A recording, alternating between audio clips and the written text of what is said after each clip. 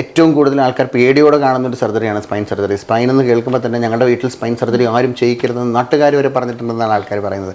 അപ്പോൾ spine surgery പൊതുവെ വളരെ പേടിയോടുകൂടി നോക്കിക്കാണുന്ന ഒരു അവസ്ഥയാണ്.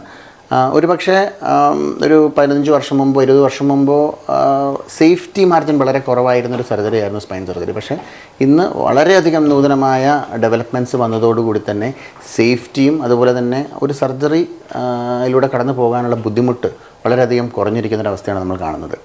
ഏറ്റവും നൂതനമെന്ന് പറയാൻ സാധിക്കുന്നത് ഒരു പക്ഷേ ഈ രോഗങ്ങൾക്കെല്ലാം തന്നെ, ഇനി തേയ്മാന രോഗങ്ങളാണെങ്കിലും ശരി, ഡിസ്കിൻ്റെ തള്ളിച്ചയാണെങ്കിലും ശരി, അതുമൂലമുള്ള നടുവിൻ്റെയും കഴുത്തിൻ്റെയും വേദനകളാണെങ്കിലും ശരി, അവയ്ക്കെല്ലാം തന്നെ ഇപ്പോൾ ഏറ്റവും മോഡേൺ എന്ന് പറയാൻ സാധിക്കുന്നത് എൻഡോസ്കോപ്പിക് സ്പൈൻ സർജറി എന്ന ഒരു ടെക്നോളജിയാണ്. പണ്ട് നമുക്ക് നട്ടെല്ലിൻ്റെ ഒരു സർജറി ചെയ്യണമെങ്കിൽ ഒരു 15-20 സെൻറ്റിമീറ്റർ നീളമുള്ള മുറിവും എല്ലിൻ്റെ പല ഭാഗങ്ങൾ നോർമലാണെങ്കിൽ കൂടി അകത്തെത്താനായിട്ട് അത് കട്ട് ചെയ്ത് അകത്തേക്ക് എത്തേണ്ട അവസ്ഥകളായിരുന്നു.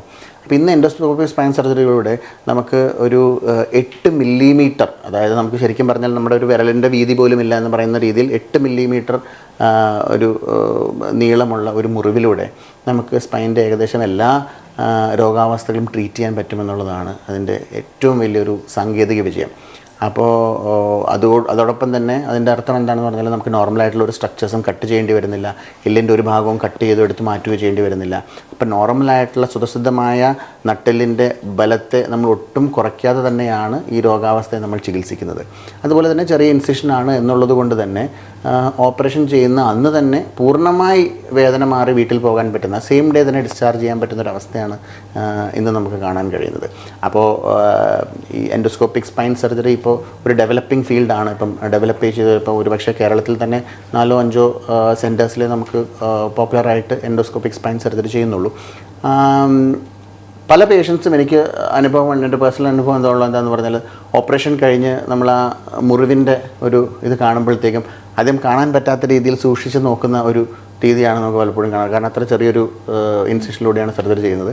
മാത്രമല്ല വേദന മാറി എന്നല്ലാതെ ഓപ്പറേഷൻ്റെ സ്ഥലത്തൊരു പെയിനുണ്ട് എന്നുള്ളൊരു പ്രതീതിയേ ഇല്ലാത്തൊരവസ്ഥയിലാണ് വളരെ സാറ്റിസ്ഫൈഡ് ആയിട്ടുള്ളൊരു സെറ്റ് ഓഫ് പേഷ്യൻസാണ് നമുക്ക് എൻഡോസ്കോപ്പിക് സ്പൈൻ സർജറിയിലൂടെ കാണാൻ കഴിയുന്നത്. അതാണ് ഏറ്റവും ലേറ്റസ്റ്റ് ആയിട്ട് സ്പൈൻ സർജറിയുടെ രംഗത്ത് വന്നിരിക്കുന്ന ഒരു മാറ്റം.